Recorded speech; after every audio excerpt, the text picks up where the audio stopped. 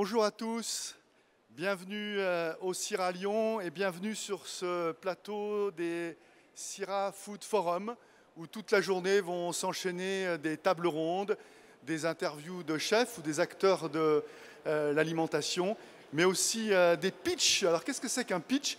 Eh bien nous allons revoir les lauréats des Awards Innovation qui viendront nous raconter leur innovation. Ce sont peut-être des nouveaux produits, des nouveaux modes de cuisson qui vont bouleverser, révolutionner notre façon de s'alimenter. Vous allez voir, c'est très intéressant.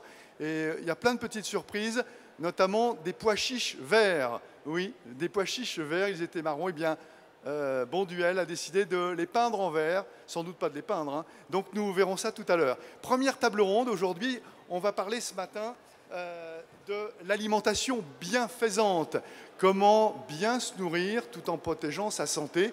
Ça concerne bien sûr tout le monde, hein. Aujourd'hui, on a envie que ce soit bon dans notre assiette, mais on a envie également que ce soit bon pour notre santé, pour ceux qui font du sport, pour ceux qui veulent une santé psychique, une santé physique. Effectivement, on est plus tatillon maintenant sur la quantité d'huile, la quantité de sucre qu'on peut ingérer quand on mange, mais on a toujours envie de se faire plaisir. Alors ça concerne bien sûr tous les individus, mais ça concerne aussi plus particulièrement, et ce sera un peu le thème de cette table ronde, ceux qui sont victimes de maladies ou de maladies chroniques, de traitements lourds, thérapeutiques. Et nous verrons aussi comment chez soi, comment à l'hôpital, quand l'âge progresse, eh bien, comment on peut garder du plaisir et continuer à s'alimenter. Pour en parler, j'invite à nous rejoindre Christian Tête-Doigt, chef du Tête-Doigt, restaurant étoilé à Lyon, qui a entrepris un gros travail sur la restauration à l'hôpital. Et puis Marc Bonnefoy, professeur émérite en gériatrie aux Hospices civils de Lyon. C'est avec ces deux personnalités que l'on va donc aborder maintenant cette thématique. C'est parti pour 45 minutes.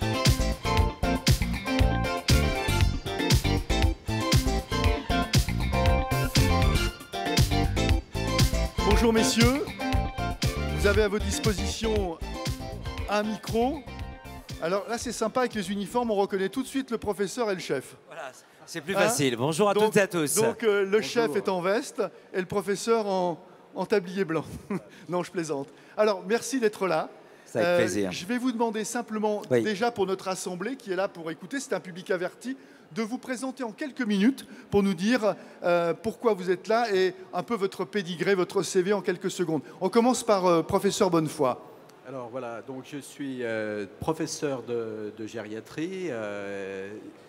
Donc mon topic c'est le vieillissement, c'est les pathologies liées au vieillissement. Si vous pouvez parler un tout petit peu plus près de votre micro. C'est aussi la prévention, donc c'est un point très important. Et donc à ce titre, je me suis intéressé à la nutrition depuis une bonne trentaine d'années déjà, et je coordonne le groupe de nutrition auprès de la Société française de gériatrie. Voilà. Christian. Alors les Lyonnais, ceux qui connaissent la restauration ici, qui connaissent les tocs lyonnaises, vous n'êtes pas un inconnu, mais quand même un petit mot de présentation. Oui, alors donc Christian Tête-Doigt, cuisinier à Lyon, donc j'ai plusieurs restaurants.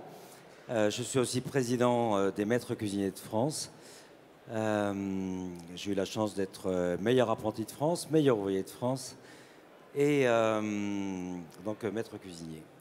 Donc je me suis beaucoup intéressé moi depuis quelques années au milieu hospitalier pour avoir accompagné une de mes collaboratrices, enfin plutôt la maman d'une de mes collaboratrices. Alors ça, on en parlera tout à l'heure de ce déclic, hein. Là c'était juste une petite présentation, un peu de votre pédigré, mais effectivement ça sera très intéressant que vous nous racontiez comment, alors qu'on est en cuisine, qu'on est un chef étoilé, on s'intéresse à la cuisine qui est servie dans les hôpitaux et comment redonner du plaisir, du goût aux malades. C'est vraiment un travail très intéressant que vous avez accompli. On en parlera tout à l'heure. Mais on va commencer avec le professeur Marc Bonnefoy pour nous dresser un petit tableau de... Alors, c'est vrai qu'aujourd'hui, on est là pour parler du plaisir alimentaire, comment donner du plaisir à tous ceux qui aiment manger, mais plus spécialement, puisque vous êtes médecin en gériatrie, à tous ceux qui sont âgés, on appelle ça les seniors, et à tous ceux qui souffrent aussi de maladies. La dénutrition, c'est un phénomène qui touche ces populations, professeur ?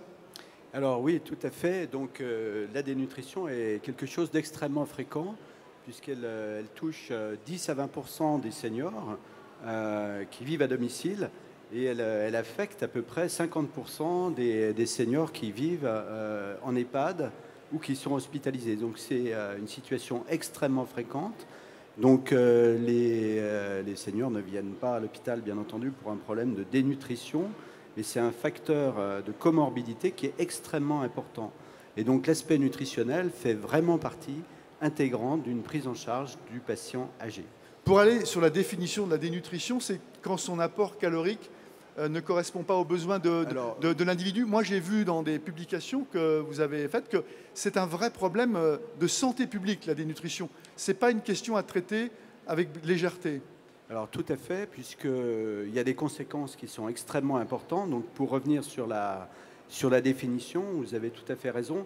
C'est un déséquilibre entre les besoins. On a tous des besoins parce qu'on consomme de l'énergie sans arrêt quand on fait des mouvements, voilà, quand on écoute. On consomme de l'énergie et pour faire vivre notre corps, eh bien, il faut avoir des apports en quantité suffisante, au moins équivalents. Donc des apports en calories et des apports en protéines, en l'occurrence. Si on n'a pas ces apports-là, eh bien, on tombe dans une situation de dénutrition, donc qui est extrêmement fréquente. Pourquoi ? Eh bien, parce qu'il y a de multiples raisons. Il peut y avoir comme vous l'avez fort justement souligné, des pathologies chroniques qui sont inhérentes avec l'âge. Donc ces pathologies chroniques peuvent donc s'accompagner de dénutrition, elles s'accompagnent très souvent de dénutrition, et c'est véritablement un facteur pronostic. Donc c'est un facteur pronostic, par exemple l'insuffisance respiratoire, eh bien, quand il commence à maigrir, eh c'est pas très bon. Voilà. J'ai vu qu'il y avait... C'est vraiment un élément important. Il y a aussi carrément un cercle vicieux parce que vous nourrissez pas, vous perdez des muscles, vous perdez des muscles, vous perdez du mouvement, vous gagnez en dépendance et c'est un cercle qui s'alimente, sans jeu de mots, et du coup ça peut conduire à des situations très dures de dépendance. Alors tout à fait, donc la dénutrition est vraiment à l'origine d'un véritable cercle vicieux qu'on pourrait appeler un cercle vicieux de déconditionnement. Donc la personne ne bouge pas trop, elle fait peu d'activité physique, donc elle ne va pas entretenir ses muscles, elle va s'alimenter insuffisamment, elle va avoir de plus en plus de difficultés à accomplir les activités de la vie courante et ça va entraîner une situation peu ou prou de dépendance. Christian Tête-Doigt, vous étiez loin de cet univers dans vos fourneaux, à la tête de tous vos restaurants, et pourtant un jour, vous avez connu une expérience douloureuse. Et vous parliez de déclic tout à l'heure, c'est ce déclic. Vous pouvez nous raconter, puisque là on est complètement sur les propos du professeur Marc Bonnefoy, vous avez vu de vos yeux, à côté de chez vous, avec quelqu'un de cher, cette dépendance survenir. Oui, effectivement, donc j'ai accompagné la maman d'une de mes collaboratrices dans les derniers moments de sa vie, et j'ai vu toute la difficulté qu'on pouvait avoir à faire ingérer ne serait-ce que 60 grammes à quelqu'un qui est en fin de vie.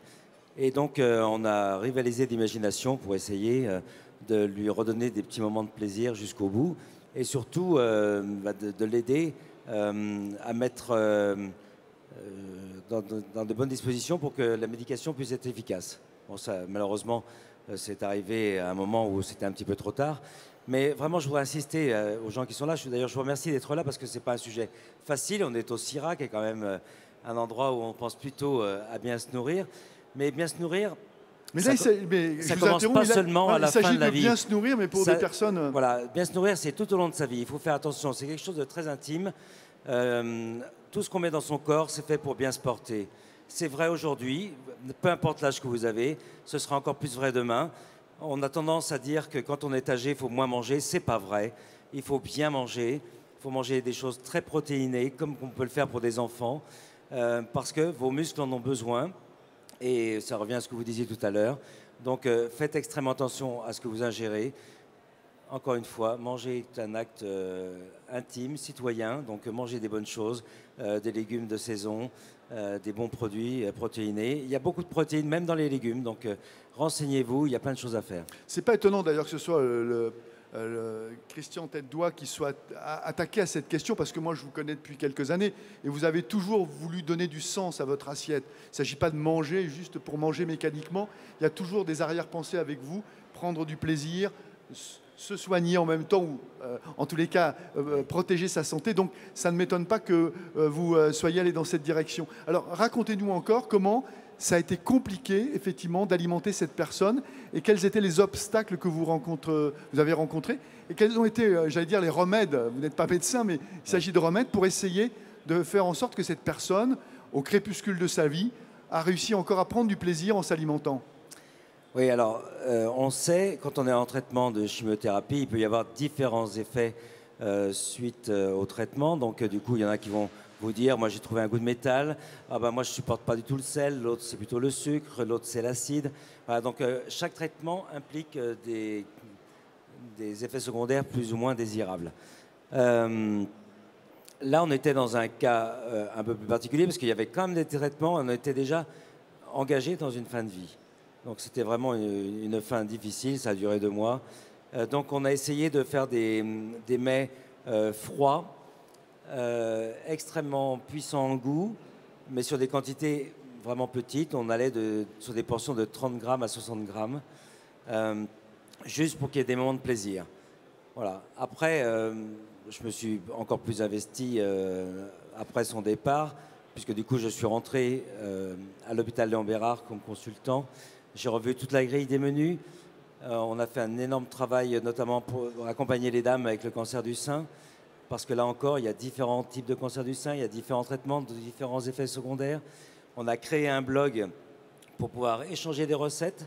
On a créé des ateliers cuisine pour apprendre aux dames à cuisiner, parce que là encore, souvent, elles se rendent compte au moment où elles ont un problème de santé que peut-être qu'elles n'ont pas pris assez attention à la façon dont elles faisaient la cuisine. Et on sait très bien aujourd'hui qu'on peut aussi détruire sa nourriture par des mauvaises cuissons. Donc cuisiner, c'est aussi un acte important. Alors, on reviendra en détail sur toutes ces initiatives que vous avez prises au sein de l'hôpital avec Léon Bérard. Justement, ça m'amène à revenir un peu sur le diagnostic avec le professeur Marc Bonnefoy. C'est vrai que souvent, c'est une image qui est dans l'univers collectif. Quand on est à l'hôpital, on ne mange pas très bien. Alors quand on doit redonner du plaisir, du goût à des personnes malades, on se dit, là, on est mal barré, parce que ce n'est pas avec une compote et un petit bout de jambon qu'on va redonner du plaisir aux gens. Comment vous faites? Parce que là, Christian nous expliquait qu'il essayait de provoquer des saveurs chez cette personne qui l'accompagnait, mais quand on accompagne des dizaines et des centaines de patients, comment l'outil, la restauration collective de l'hôpital peut se mettre à ce niveau-là? Comment ça se passe? Eh bien, il y a des personnes qui s'occupent effectivement de ces sujets-là, les diététiciennes qui vont s'entretenir avec les patients pour justement apporter une alimentation, peut-être pas au niveau de ce que propose M. Tête-Doigt, malheureusement, mais un point important, c'est d'arriver à couvrir les besoins et surtout d'arriver à s'adapter un peu au goût des personnes. Donc, ça ne sert à rien de proposer des repas que les gens vont pas aimer. Alors, il y a un point très important. Oui, alors moi, j'insistais sur la qualité, que les diététiciennes, effectivement, donnent des repas qui soient adaptés à chaque pathologie, à chaque patient, ça me paraît assez logique. Mais quand on part d'une base, d'une purée de pommes de terre moyenne et d'une compote moyenne, comment les diététiciennes arrivent à rajouter pour que ça provoque une stimulation et du plaisir chez les patients? Alors, vous avez entièrement... Je suis désolé, c'est une question piège pour vous. Mais... Non, vous avez entièrement raison. Donc, le premier point, c'est de faire le diagnostic, d'évoquer la dénutrition. Donc, encore une fois, il faut emporter le diagnostic, c'est un diagnostic, à titre systématique, et l'évoquer chaque fois qu'un patient âgé rentre à l'hôpital ou se trouve en EHPAD, parce que c'est extrêmement fréquent. Donc, quand la personne, malheureusement, répond aux critères de dénutrition, eh bien, il faut envisager une prise en charge. Ça ne servirait à rien de repérer, de diagnostiquer s'il n'y a pas de prise en charge. Donc, alors, pour le diagnostic, il y a une situation extrêmement fréquente. Il suffit de suivre le poids de la personne, premier point. Et deuxièmement de voir les apports de la personne, ce qu'elle consomme. Voilà. Donc, c'est 2 points essentiels. Donc, vous êtes en train de me dire que la diététicienne peut doper en protéines, par exemple, oui, en glucides, un produit de base qu'elle ne va pas vraiment transformer. Alors, ça s'appelle l'enrichissement.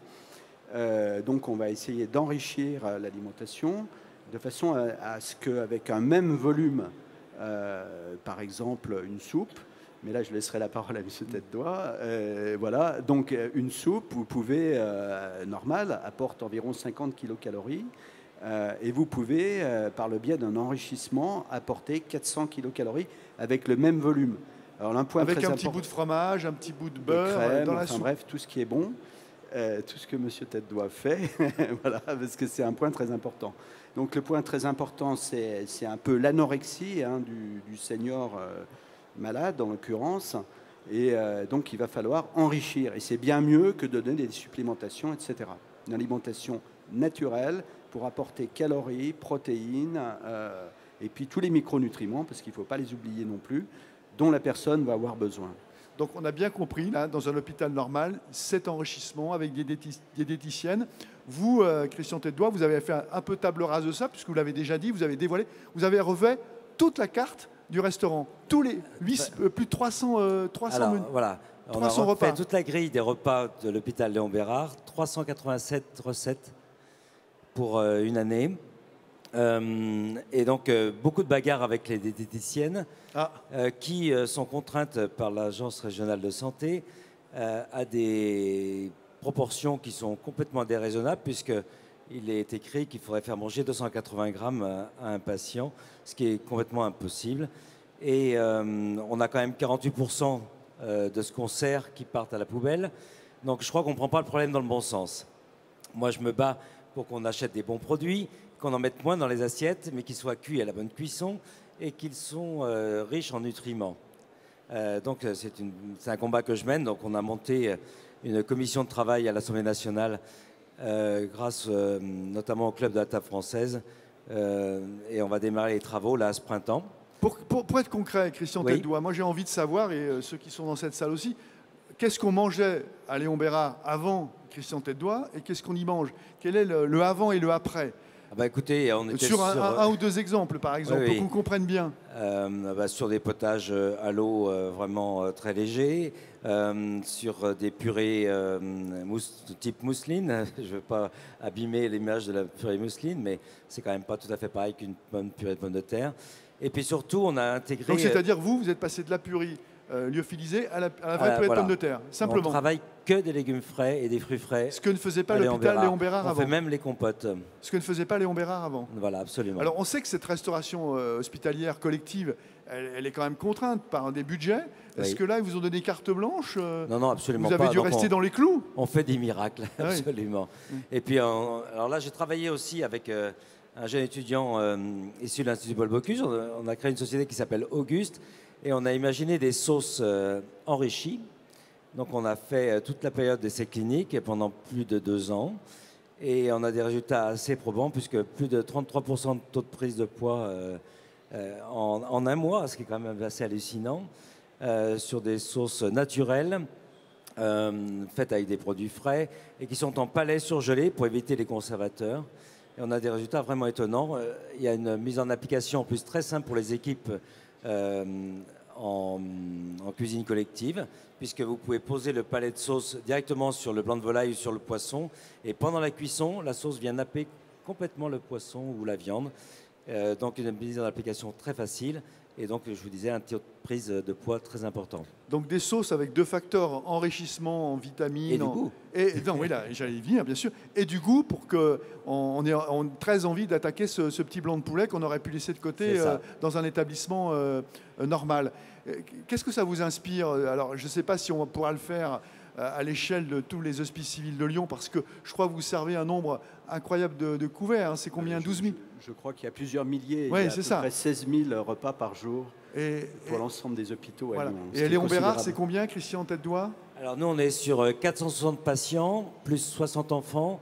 Et puis après, on a effectivement, c'est un centre de recherche assez important. Donc on a 700 personnels. Qu'est-ce que vous pensez de cette initiative parce que les résultats... C'est une initiative tout à fait remarquable qu'il faut souligner, qui est exemplaire, puisque effectivement, il faut, quand on est malade, eh bien, on a une situation très souvent d'anorexie, qui est une anorexie physiologique qui s'accompagne, qui accompagne la maladie, etc. Et donc, le fait de stimuler l'appétit, c'est un point tout à fait fondamental. Donc, c'est une expérience tout à fait essentielle, avec la présentation des repas, un caractère aussi convivial pour pouvoir manger un peu plus. Donc, c'est bien entendu, on peut qu'appeler à généraliser ce type d'expérience. Vous avez déjà été amené à vous rencontrer dans des missions d'information ou de chantier pour essayer d'améliorer cette situation à l'hôpital? Je suivais bien entendu les travaux de Monsieur Tête-Doigt. Voilà, et puis bon, il m'est arrivé de collaborer aussi un peu avec l'école Bocuse sur quelques travaux.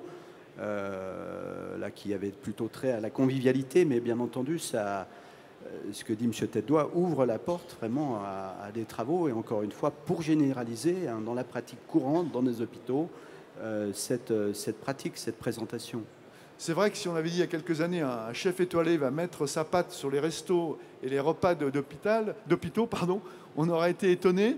Vous êtes un pionnier, disons-le, vous êtes un pionnier. Est-ce que pour arriver à couvrir l'ensemble des besoins des hospices civils, il faudrait que d'autres chefs, vous sentez que cette prise de conscience, elle gagne aussi vos collègues et vos confrères? Oui, effectivement, il y a eu une prise de conscience, notamment pendant le confinement, où pas mal de chefs ont donné un petit peu de temps. Après, vous savez, c'est quand même compliqué. Il faut avoir quand même une structure assez importante à titre personnel pour pouvoir dégager du temps pour faire cela. Moi, j'ai la chance d'avoir une équipe qui me soutient et ça m'aide beaucoup. Alors, tout à l'heure, vous m'avez donné une idée parce que j'ai imaginé il y a 2 ans un nouveau produit pour une petite fille qui m'a écrit en me disant Chef, j'ai été opéré d'une double tumeur au cerveau.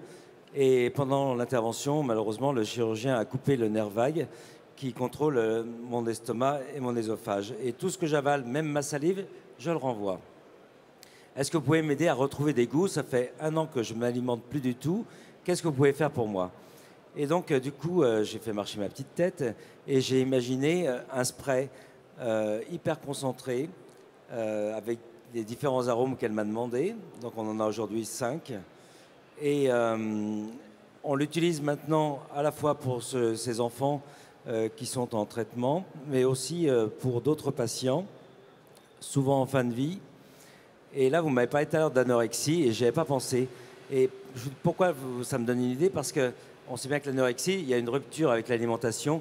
Et les sprays ont cet avantage justement pour les gens qui sont mis au jeûne forcé en milieu hospitalier, de garder un lien avec la gourmandise et le retour à l'alimentation est beaucoup plus facile.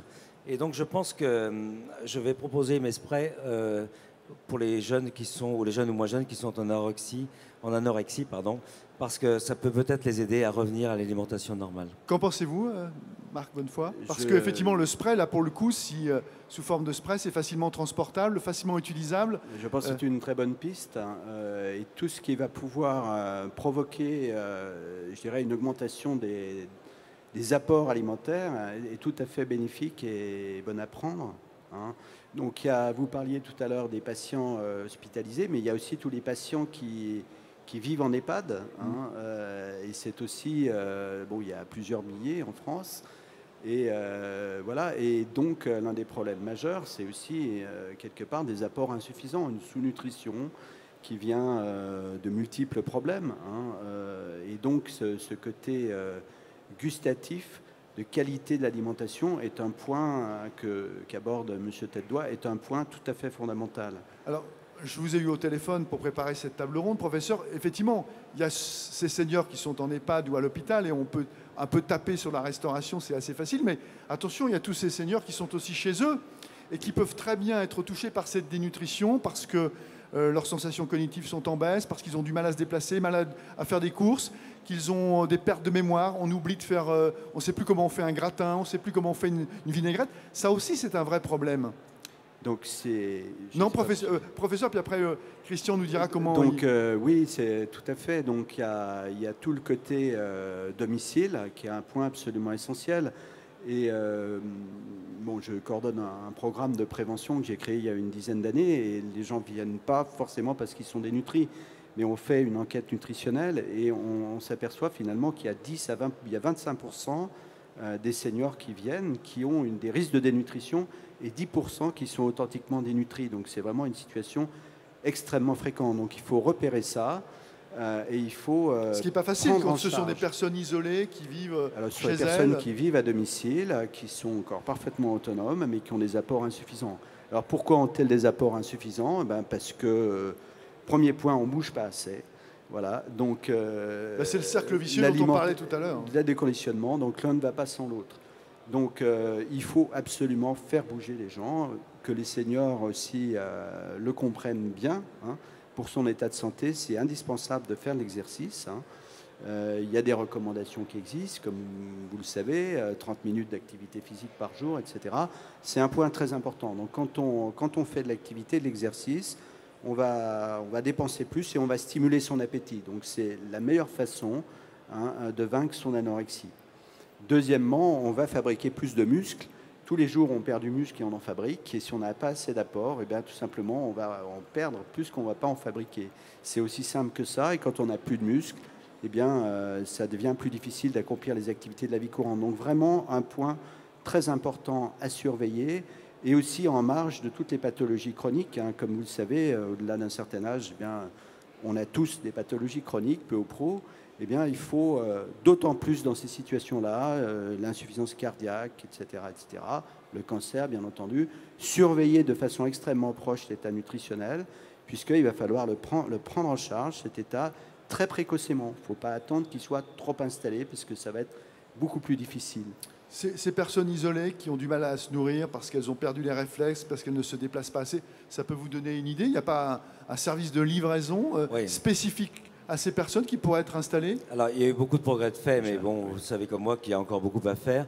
C'est un vrai enjeu de société. Je pense que, je le redis pour ceux qui n'étaient pas arrivés tout à l'heure, demain, ce sera notre place. On passera tous un moment, certainement, en EHPAD. Donc, il faut vraiment s'intéresser à ces sujets parce qu'ils sont importants. Et l'accompagnement à domicile, ça prend du temps. Et c'est vrai que quand on vous livre un repas, que vous n'avez plus le bon geste assez sûr pour vous alimenter, vous êtes obligé d'avoir quelqu'un qui vous nourrit et donc qui vous nourrit assez rapidement parce qu'il a certainement plein de gens à s'occuper. Et il faut qu'on améliore encore cette disposition à domicile parce qu'on sait bien que les temps de séjour en EHPAD sont de plus en plus raccourcis parce qu'on met les gens en EHPAD, bien sûr, au dernier moment, quand ils ne peuvent plus être complètement autonomes. Et ils y restent moins de temps et ils se laissent souvent un petit peu partir tout seuls. Je sais qu'il existe aussi des start-up, souvent des jeunes gens qui commencent à livrer des repas qui sont spécifiquement destinés à des seniors ou à des personnes en dénutrition, qu'on livre chez eux pour essayer de garder ce lien avec la gourmandise et le plaisir.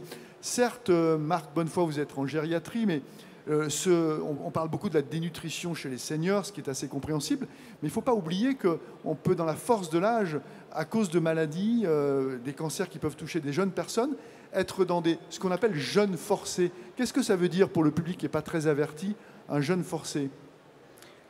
Alors, on rejoint la même problématique avec des apports qui sont insuffisants et donc il va falloir...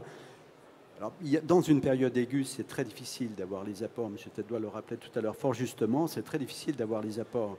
Bon, et par contre, je ne sais pas, par exemple, il m'est arrivé de faire des travaux là-dessus, et sur une semaine d'hospitalisation, ça équivaut quasiment à une journée de jeûne complet. Voilà. Donc, ce qui veut dire qu'en phase de convalescence, vous devez récupérer tout ça. Et il faut avoir des apports à l'esprit qu'il faut... augmenter les apports dans la phase post-aiguë, si vous voulez. Donc là, c'est un point extrêmement important, quel que soit l'âge. Donc on rejoint la même problématique. Alors, entre le senior et la personne plus jeune, la différence, c'est que le senior va récupérer beaucoup plus lentement et le senior va récupérer beaucoup plus vite.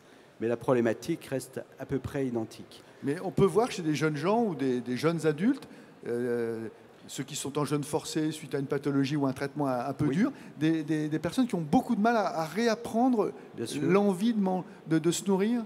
Donc voilà, et puis il y a un autre point très important qui est le problème de l'alitement, si vous voulez, puisque l'un ne va pas sans l'autre. Et quand vous êtes alité, vous allez perdre beaucoup de force, vous allez perdre beaucoup de muscles, vous perdez l'appétit, etc. C'est vraiment un déconditionnement, quel que soit l'âge. Donc encore une fois, chez le sujet âgé, il y a des paramètres de fragilité qui sont des facteurs prédisposants. La personne va avoir beaucoup plus de difficultés à s'en remettre. Chez le jeune, ça va être heureusement une récupération plus rapide, mais la problématique reste identique. Donc il faut effectivement prendre en charge aussi chez le plus jeune ces aspects nutritionnels. Je rejoindrai un point que vous avez évoqué tout à l'heure et par rapport donc au repas à domicile, donc c'est un point très important et qu'il faut développer. Donc beaucoup de municipalités, toutes les municipalités, les CCAS, etc., organisent des livraisons de repas à domicile. Donc c'est un point extrêmement important. Et en amont, eh bien, il faut envisager des aides pour les personnes qui sont à domicile, seniors, pour les aider à faire leurs courses et pour les aider à préparer leurs repas, puisque comme vous l'avez évoqué, parfois il y a des troubles cognitifs. On n'a plus la présence d'esprit d'aller faire ses courses, de faire des courses convenables, hein, et encore moins de préparer ses repas. On savait le faire avant, on ne sait plus le faire. Donc c'est des points très importants qu'il faut sûrement, il y a un côté très pédagogique, développer encore. Et puis autre point très important, c'est insister sur, là aussi de façon pédagogique, quand on est âgé, eh bien, vous savez, on prend 3 repas par jour, hein, donc voilà. Il faut insister là-dessus, puisque finalement, les seniors, très souvent, ne consomment, la plupart des calories sont ingérées lors du repas de midi, c'est tout. Et donc, le repas du soir, eh bien, on est tout seul, hein, parce que voilà, c'est les aléas de la vie, on est tout seul. Eh bien, qu'est-ce qu'on fait? Ben, on va se faire un bol de café au lait, hein, et puis on regarde la télé, hein, voilà. Et donc là, les calories, il n'y en a pas assez, les protéines, il n'y en a pas assez. Donc, point très important, c'est le repas du matin, le petit déjeuner. Bon, c'est pas uniquement 3 biscottes avec un peu de beurre. Il faut peut-être apporter un peu plus. Et puis, bien entendu, en institution, à l'hôpital, en EHPAD, etc., il y a souvent un écart extrêmement important. Je me tourne vers M. Tête-Doigt, parce que ça, c'est un travail à faire très important. Voilà, il y a un écart un gap très important entre le repas du soir et le petit déjeuner de plus de 12 heures parfois. En sous-texte, je me dis que vous êtes peut-être en train d'interpeller les trop long.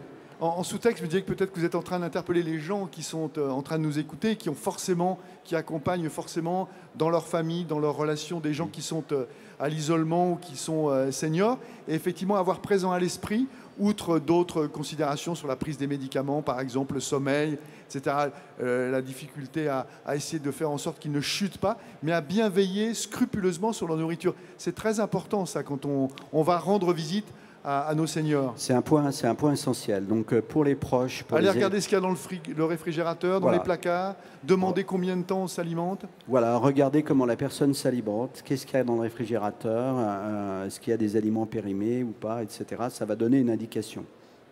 Restons sur ce lien entre le plaisir et la santé. Sortons peut-être un peu de l'hôpital, Christian. Est-ce que vous... chez vos clients, vous sentez que cette espèce de tandem, je veux me faire plaisir avec une bonne assiette tout en veillant à ma santé, hein, pas forcément, là on n'est plus dans la dénutrition, mais on est plutôt dans la prévention. Est-ce que c'est de plus en plus visible chez vos clients? Oui, effectivement, moi j'ai voulu, il y a quelques années déjà, complètement changer ma façon de faire. Donc on a fait un travail énorme sur le sourcing. Et maintenant, on va encore plus loin puisqu'on intègre des plantes bienfaisantes et médicinales dans la cuisine. Pourquoi? C'est pour faire passer le message justement aux gens que tout ce qu'ils mettent dans leur corps doit être réfléchi et que tout doit leur apporter quelque chose et tout doit leur faire du bien. On ne mange pas pour se remplir le ventre, on mange pour bien se porter, pour avoir suffisamment de force pour remplir sa journée avec énergie et bonne humeur, tout simplement. Hein. Il faut aussi qu'on garde du plaisir. Donc, ces herbes bienfaisantes sont souvent très bonnes en plus. Donc, ça ramène de la gourmandise. Et moi, je crois vraiment que tout au long de sa vie, bien manger est un droit. C'est pour ça que je m'investis à toutes les étapes, que ce soit pour les enfants, les adultes et les seniors, parce que vraiment, c'est un acte important de manger. Mais alors, est-ce que ça provoque des petites... j'allais dire des petites réactions chez vos clients quand on est dans la capitale de la gastronomie? On connaît les bouchons lyonnais, on connaît les cuisses de grenouille avec 250 grammes de beurre, le tablier de sapeur. Est-ce que ça, pour vous, c'est l'ancien monde? On ne peut plus être en bonne santé et continuer à manger ça, ou on peut se le permettre de temps en temps? Absolument, c'est tout l'intérêt, c'est qu'il faut faire attention de façon régulière pour pouvoir se faire des petits plaisirs comme ça. Et parce que, bon, ben, la gourmandise, on la place chacun à son niveau. Et franchement, moi, de temps en temps, un tablier de sapeur, ça ne me fait pas peur non plus. Mais pour autant, il faut aussi quand même manger de façon équilibrée le plus souvent possible, parce que la vie n'est pas si longue, donc si on peut la rendre belle et longue, c'est pas plus mal.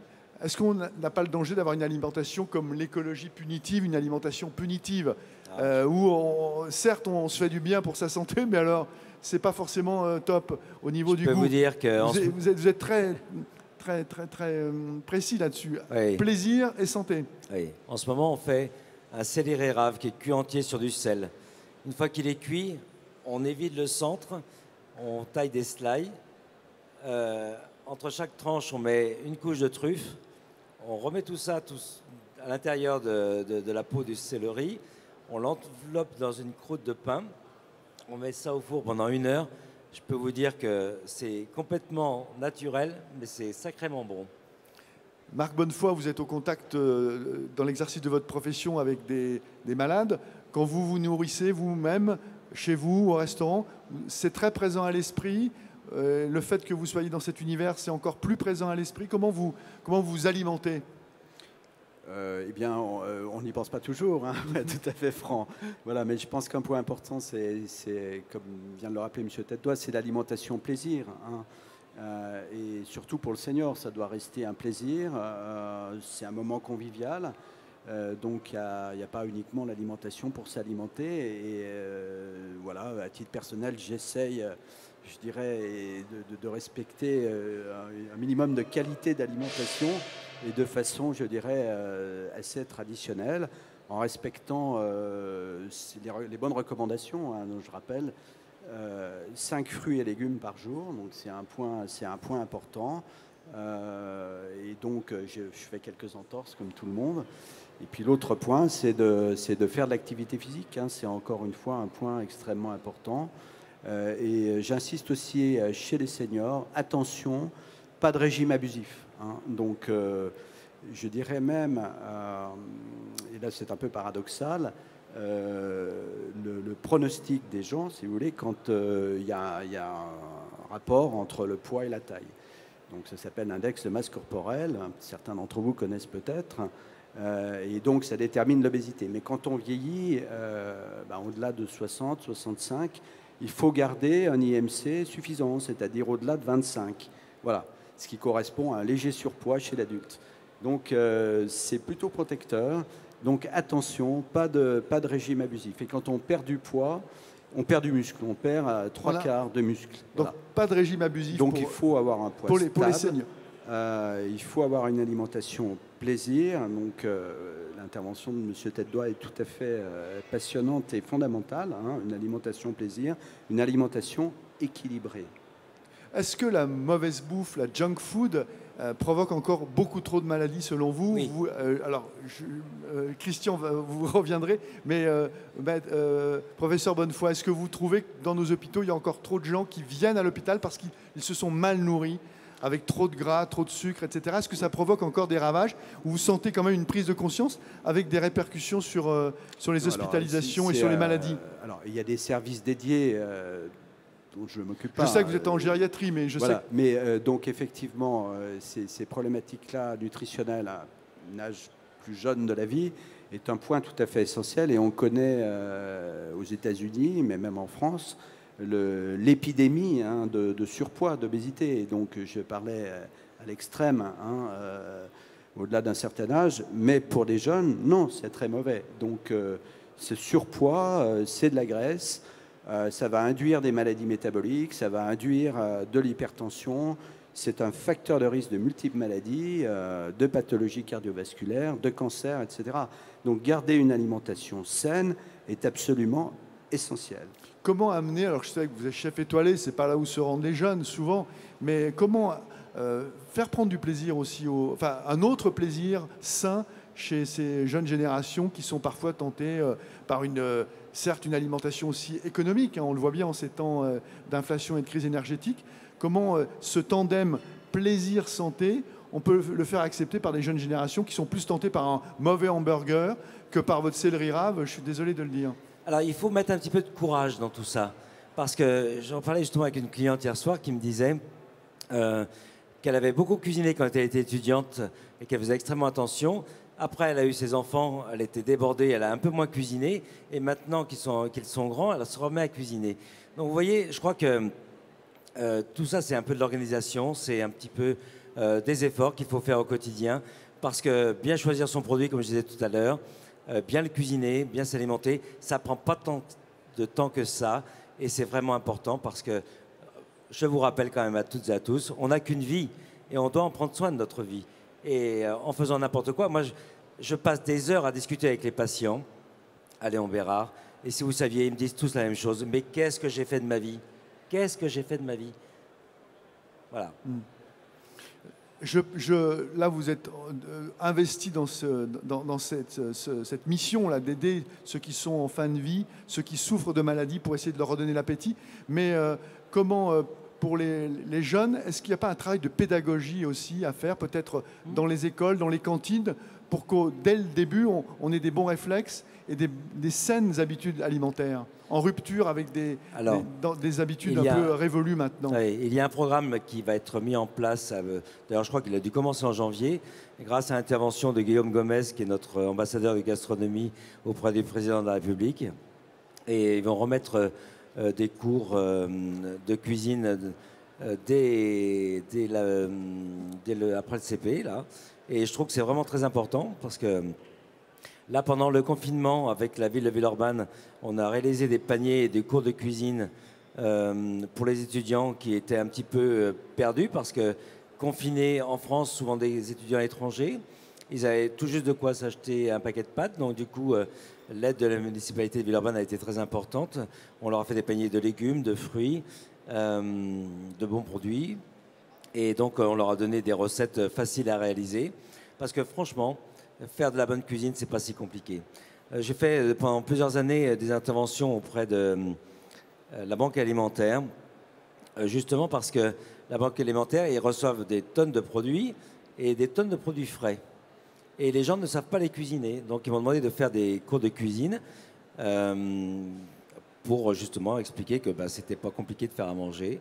Et donc, on a pu, comme ça, diminuer les tonnes de produits qui étaient jetés à la poubelle parce que personne n'en voulait. Quand ils venaient à la Banque alimentaire, ils voulaient que des produits en boîte ou des surgelés. Pour conclure, on va revenir un peu à l'hôpital. Alors, Marc Bonnefoy, professeur, donc, quels sont, puisque vous travaillez, je sais, vous publiez beaucoup sur ces questions de dénutrition, vous avez vu l'apport d'un chef comme Christian Tête-Doigt. Quelles sont les prochaines étapes aux hospices civils pour essayer d'améliorer ces questions et d'améliorer ces prises en charge des gens dénutris, en jeûne forcé ou dans ces anorexies? C'est sensibiliser les équipes soignantes à toutes ces problématiques. C'est le premier point, mais bon, ça fait partie maintenant des bonnes pratiques de prise en charge à l'hôpital ou en EHPAD. Et donc, voilà, mais il faut insister là-dessus, c'est de la pédagogie. Et puis après, probablement progresser dans la présentation des repas. Et c'est effectivement difficile, puisque la restauration à l'hôpital est une restauration très, très massive, importante. Et donc, il faut arriver à améliorer sans doute la présentation des repas, bien qu'il y ait des progrès qui aient été faits. La qualité, le goût, et puis le côté budget. J'allais y venir parce que la qualité se paie. Est important. Ouais. Est-ce que vous sentez que dans un hôpital dont on sait qu'il est en mauvaise santé, est-ce que vous sentez qu'il y a assez de budget pour cette question qui finalement est assez cruciale? Non, là je pense qu'à l'hôpital c'est pas le problème. Il n'y a pas de restriction budgétaire sur l'alimentation. Vous avez mais quand même il y a tout à l'heure, Christian Tête-Doigt disait j'étais avec de la purée mousseline, j'ai fait rentrer des pommes de terre. C'est peut-être, je ne sais pas si c'est plus cher d'ailleurs, mais il y a quand même une ligne budgétaire qui doit être assez oui, dure. Il y a des lignes, il y a des lignes budgétaires. Et quand on fait des petites saveurs, des petites sauces saveurs, ça coûte plus cher. Dans le budget d'un hôpital, le côté alimentation n'est pas le poste. Donc c'est pas un frein. C'est pas le frein. Je distinguerais le fonctionnement d'un hôpital et le fonctionnement d'une EHPAD. C'est pas tout à fait la même chose. Bon, à l'hôpital, les gens ne sont pas destinés à rester. Ce sont des séjours brefs. Pour autant, c'est extrêmement important. Mais voilà, je pense qu'il y a quand même des progrès qui ont été faits. Il faut certainement améliorer la présentation, insister sur l'enrichissement, que ça soit adapté, améliorer le goût. Donc c'est des points importants. Mais il y a quand même des contraintes techniques avec les liaisons froides. Enfin, je ne suis pas spécialiste de ça. Mais il y a des contraintes qui fait que les bons petits plats qu'on aimerait avoir à l'hôpital, c'est beaucoup plus difficile de les avoir. En EHPAD, là, les personnes vont y rester jusqu'à la fin de leur jour. Et donc là, c'est un point absolument essentiel, comme à l'hôpital, mais je dirais de façon beaucoup plus durable. Et donc là, le budget alimentation est un poste important qu'il ne faut certainement pas négliger. Donc la présentation, la qualité des plats, apporter... Et l'accompagnement des personnes. L'accompagnement des personnes. On a vu le scandale d'Orpea, on a bien vu des images incroyables. Il y a aussi aider à l'alimentation, parce que vous avez des tas de personnes qui ont des troubles gestuels, hein, qui vont avoir des difficultés à s'alimenter tout simplement. Et bien donc c'est les aider et puis bien veiller à ce qu'elles finissent leur assiette. Donc présentation, qualité, aide. Christian Tête-Doigt, c'est quoi le next step pour vous, prochaine étape pour aller encore Alors, mon prochain combat, c'est justement de trouver du budget parce que moi, je trouve tout à fait indécent qu'en EHPAD, on ait 3,40 € par jour et par personne. À Léon Bérard, on a entre 5 et 6 euros. Je crois que c'est 5,80 pour être très précis. Et je pense qu'un minimum décent, ce serait 10 € par jour et par personne. Et on ne peut pas m'expliquer, quand je vois le coût d'une journée à l'hôpital, qu'il n'y ait pas 10 € pour l'alimentation. Donc je trouve ça pas normal et je pense que les gestionnaires d'hôpitaux devraient se réveiller un petit peu et je leur souhaite pas de mal, mais si un jour ils sont de l'autre côté de la barrière, eh ben, je pense qu'ils verront que peut-être ils n'ont pas pris les bonnes décisions. Donc on sent que vous interpellez les politiques là. Oui. Non.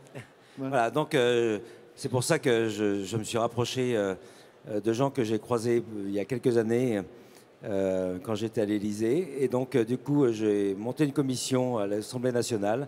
Et on va, non pas légiférer, parce qu'on n'a pas le droit, parce qu'on est sur des marchés publics, mais on va en tout cas dire ce qui est possible et ce qui ne l'est pas. Parce qu'il y a vraiment des choses qui sont intolérables. Et j'ai découvert, moi, quand je suis arrivé en EHPAD il y a quelques années, des produits que je ne connaissais même pas. Et je vous mets au défi de les manger. Lesquels? Des espèces de compressés de poisson où il y avait plus de peau et d'arêtes que de chair. Et je comprends que quand un aîné voit ça arriver dans son assiette, il n'a qu'une envie, c'est de la pousser sur le côté et de ne pas s'alimenter. Merci pour votre participation à cette table ronde. Merci à Marc Bonnefoy avec son diagnostic assez terrible, ses prescriptions pour tous ceux qui ont autour d'eux des personnes âgées. Bien, après cette table ronde, moi-même, on veillera à bien alimenter nos seniors, à faire en sorte que leur réfrigérateur soit plein, que leur placard soit plein de bonnes choses. Merci et bravo encore à Christian Tête-Doigt pour son investissement, son rôle de pionnier qui fait bouger les choses. Ce sont souvent les pionniers qui font bouger les choses, les lignes. Et puis son appel, on l'a bien entendu, au pouvoir public pour donner plus d'argent aux EHPAD et aux hôpitaux pour nourrir les malades. Restez avec nous sur ce Sierra Food Forum, puisque dans quelques instants, David Ordono, un confrère, recevra Mauro Collegreco. Là, on parlera vraiment de grande cuisine, un chef du Mirazur à Menton, chef étoilé. Donc, interview avec lui. Et puis, on se retrouve à 14h40 pour une autre table ronde sur la restauration collective. Comment réinventer la cantine? Tout un programme.